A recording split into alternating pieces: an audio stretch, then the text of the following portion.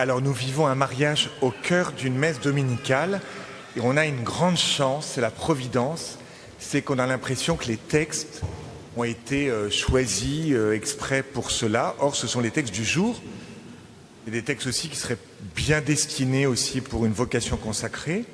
On a l'impression d'entendre les mots de la Genèse. Celui qui aime son père ou sa mère plus que moi n'est pas digne de moi.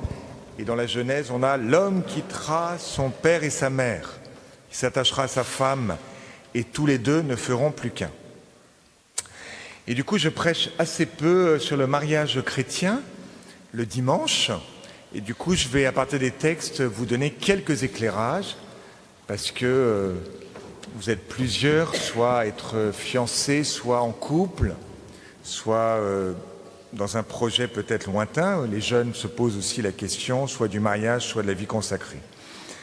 Alors, peut-être deux éléments. C'est quoi le mariage d'après les textes? C'est une séparation, c'est entre guillemets une mort, pour reprendre le texte de Saint Paul. On va se séparer de quoi dans le mariage? On va se séparer de l'omniprésence des sentiments.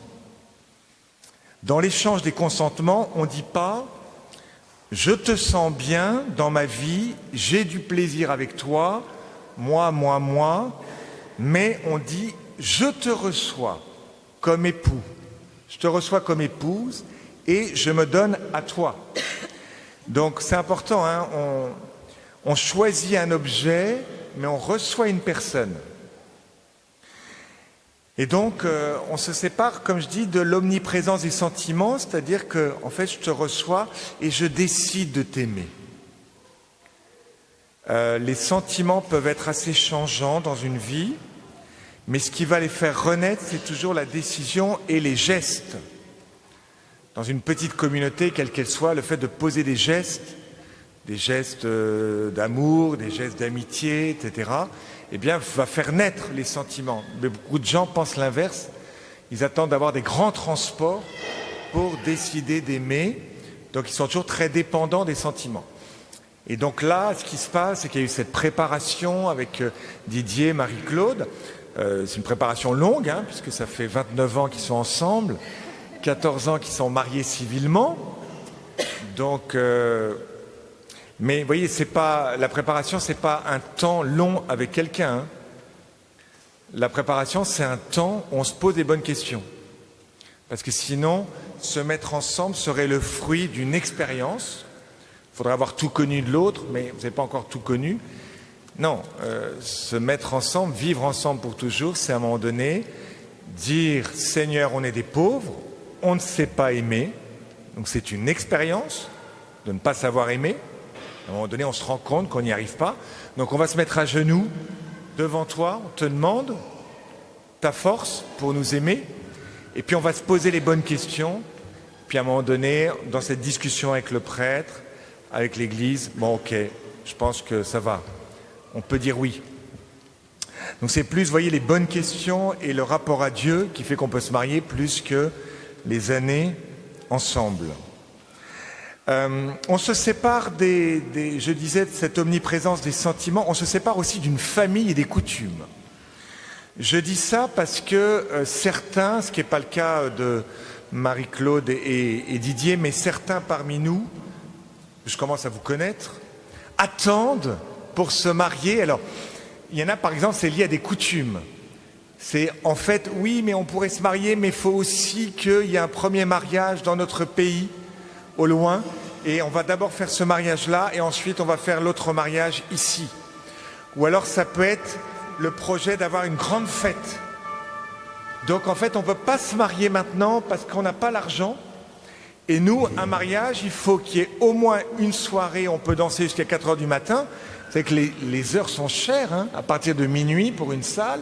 On veut inviter 100-150 personnes et donc et patati et patata. Du coup on met la coutume avant le sacrement. Ce qui est plus important, c'est pas Jésus, bon, très bien. Ce qui est plus important, c'est les invités et la fête. Donc je dis non. On va remettre Dieu à la première place. Hein. Donc c'est important quand on vit ensemble, en particulier, quand on chemine au bout d'un certain temps, eh bien de vivre le sacrement de mariage. Vous voyez, si on veut communier, si on veut mettre le Seigneur dans le coup, de ne pas faire de la fête ou d'une préparation exagérée une sorte d'idole. Vous voyez ? Bon. Donc, vous voyez, essayons de repérer qu'est-ce qui m'empêche, de quoi je dois me séparer pour entrer en communion profonde avec l'autre. Dans le texte de l'Évangile, Jésus ne demande pas de moins aimer ses parents. C'est pas ça qui est dit. Il demande d'aimer, de préférer le Christ à tout pour mieux aimer ses parents, ses voisins, etc. Très important. Donc c'est ça le texte. Je trouve. Voilà. Celui qui aime son père ou sa mère plus que moi n'est pas digne de moi. Celui qui aime son fils ou sa fille plus que moi n'est pas digne de moi. Donc, c'est le plus que moi. Il faut aimer ses parents, mais les aimer de manière ajustée. Et vous voyez, quand je parle d'une coutume par rapport à certains mariages où on attend des années, alors qu'on a déjà un enfant, 2 enfants, non, vous voyez, il y a une sorte de coutume familiale qui est trop forte. Et je pense que le Seigneur nous dit, écoute, il faut que tu me préfères maintenant. Ce qui veut dire aussi, et là je sors du mariage, mais vous voyez, quand quelqu'un se convertit de l'islam, par exemple, au christianisme, donc il vit cette parole aussi. Celui qui aime son père ou sa mère plus que moi n'est pas digne de moi. Il sait qu'il ne pourra plus être en contact avec ses parents comme avant. Il le sait. Mais lui dire cette parole-là à ce frère qui vient de l'islam, ça veut dire pour nous une exigence de fraternité qui est dingue. Tu vas quitter une famille, il y a la famille, parce que notamment chez les musulmans, on est très ensemble, vous voyez, une sorte de sens de la communauté qui est très fort. Il faut que nous, on soit une vraie famille, il ne faut pas que ce soit moins bien qu'avec mes amis de l'islam. Donc ça, c'est aussi une exigence pour nous d'être une famille, de connaître nos prénoms, s'intéresser à nos histoires, etc. Vous voyez ? Bon. Sinon, c'est assez violent. Alors, la deuxième chose, après le mariage comme séparation, la deuxième chose, c'est que le mariage, c'est une fenêtre sur le ciel. Et ça, c'est vraiment propre au sacrement. Quand on est marié à la mairie, on n'exige pas que les époux soient une fenêtre sur le ciel. On exige qu'ils soient fidèles. C'est le contrat. Bon. Le sacrement, c'est autre chose. C'est-à-dire que c'est un signe, en fait, un signe du ciel, signe d'une réalité céleste. Voilà. Ce qui veut dire que moi, par exemple, je vais témoigner par l'absence. J'ai personne dans ma vie, je suis heureux, joyeux. Donc, qu'est-ce qui se passe ? En fait, Dieu habite ta vie. Et Didier et Marie-Claude, c'est par la présence qu'ils vont témoigner. Quand on voit un couple qui vit du Seigneur, eh bien on comprend quelque chose du ciel. C'est ce qui s'est passé dans la première lecture, où vous avez en fait le prophète Élie qui est hébergé par un couple à Sunam. Et ce qui est très intéressant, c'est que en fait, ce couple, il a été touché par ce prophète. Il lui donne un abri et en fait, il réalise que c'est le passage de Dieu au milieu d'eux. Et au point qu'une année après, ils ont un enfant. Donc vous voyez, en voyant ce couple, les gens de l'entourage, dans ce village de Sunam, comprennent quelque chose de la bonté de Dieu. Mais Dieu, il ne le voit pas. Par contre, le couple, il le voit. Et en voyant ce couple s'aimer, ils comprennent quelque chose du ciel. Et c'est pour ça que dans l'Évangile, on nous dit à chacun d'entre nous, alors c'est valable évidemment pour le couple, mais plus largement aussi pour chacun d'entre nous, celui qui donnera à boire même un simple verre d'eau fraîche à l'un de ses petits en sa qualité de disciple, il ne perdra pas sa récompense. Donc vous allez tellement en fait être bon, voyez, si le chrétien, il est vraiment chrétien, c'est-à-dire que s'il porte le Christ en lui dans ses relations fraternelles, manifesté d'une manière excellente dans le mariage. Que le mariage, c'est ça le sens du mariage, c'est je t'aime Marie-Claude, moi Didier, Je t'aime Didier, moi Marie-Claude, et notre amour est une image, une présence de l'amour du Christ pour l'Église. Ce que dit le chapitre 5 des Éphésiens. Comme le Christ a aimé l'Église, femmes et maris, aimez-vous les uns les autres. Eh bien là, dans ce texte d'évangile, en fait, si tu es un petit en sa qualité de disciple, c'est-à-dire que les gens te repèrent comme un disciple, à ce moment-là, ils vont avoir envie de te donner un verre d'eau. Celui qui donnera à boire, même un simple verre d'eau fraîche, à l'un de ses petits, en sa qualité de disciple, il ne perdra pas sa récompense.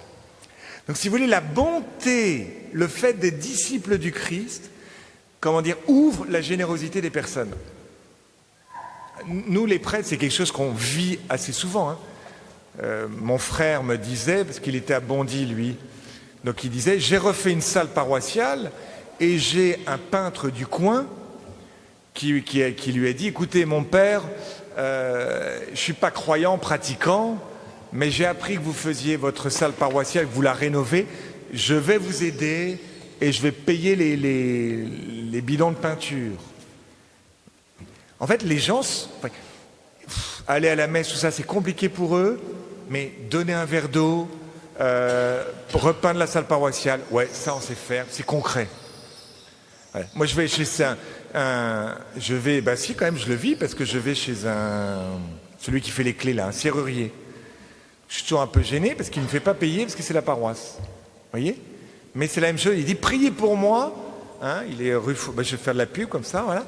Et rue du Faubourg Saint-Denis, il faut au moins que je fasse de la pub une fois. Rue du Faubourg Saint-Denis, voilà. Juste à côté du Monoprix, à gauche du Monoprix. Bon. Et il me dit, écoutez, vous allez prier pour moi, c'est bon, c'est gratuit, vous voyez ? Donc c'est beau, vous voyez, ce couple dans la première lecture, qui avait une douleur, qui ne pouvait pas avoir d'enfants, qui ne se sont pas repliés sur leur douleur, mais qui se sont ouverts à la vie et aux appels de Dieu. Ils ont dit, mais tiens, cet Élysée, on va l'accueillir. Alors, peut-être, vous voyez, pour chacun d'entre nous, je me disais, mais alors il y a peut-être certains qui sont en couple et il serait temps de réfléchir au sacrement de mariage. Vous voyez, on fait ça lors d'une messe dominicale, c'est tout simple. Il n'y a pas besoin de répétition supplémentaire pour la chorale. Elle est toujours au poil chaque dimanche, donc tout est bon. Donc c'est pas très compliqué. Mais simplement, je pense qu'il faut vraiment qu'on se dise, suivant notre état de vie, il y a des célibataires, il y a des gens mariés, il y a des gens séparés, il y a tous les cas de figure parmi nous, de se dire, est-ce que vraiment, le Seigneur est le premier dans ma vie ? Il faut vraiment qu'on réfléchisse. L'Église, elle n'a pas besoin de beaucoup de baptisés. Enfin, c'est très bien, il y a une augmentation des baptisés, c'est super. Mais elle a besoin de saints. Quand vous avez des saints dans l'Église, un curé d'Ars, une Sainte Thérèse de l'Enfant Jésus, on en parle encore, un siècle après. Elle fait du bien encore, un siècle après. Vous voyez ? Elle a juste écouté l'appel de Dieu pour elle. Donc on a tous des appels différents, mais vous voyez, ne soyons pas dans la négociation en disant 10 sur 20, ça me convient. Non, pas 10 sur 20. Enfin, l'été, c'est super l'été, mais l'été, c'est complexe. Des fois, trouver une messe, c'est complexe. Prier chaque jour, c'est complexe. Mais vous allez demander, et vous allez voir que le Seigneur, il va vous accompagner. Je suis sûr. Et vous voyez, faisons ce choix radical. Si on fait ce choix radical, chacun d'entre nous, on va être en communion. Si on ne fait pas ce choix radical, on va être dans des relations mondaines. On va faire des petits sourires, des machins comme ça, là. Mais vous voyez, non, il faut qu'on... Voilà. Et puis, vous allez voir, nous allons voir, je suis sûr, que ce choix radical ne va pas nous éloigner du monde. Ce choix radical, il va nous permettre d'être proches des hommes et des femmes. Vous regardez la vie des saints, c'est des gens qui sont passionnés par le monde, qui sont proches des pauvres, une Louise de Marillac, un Vincent de Paul. Plus nous avons conscience, voyez, de l'amour de Dieu qui vient nous rejoindre, quel abîme, quelle distance, eh bien plus nous sommes capables de franchir cette distance et d'aimer les autres. Moins nous mesurons la distance entre Dieu et nous, eh bien plus les autres et le monde nous laissent indifférents. Merci Didier et Marie-Claude de nous faire ce cadeau de l'offrande de votre vie à travers ce sacrement de mariage, puissions-nous nous-mêmes, enfin chacun d'entre nous, eh bien nous mettre en route à notre tour.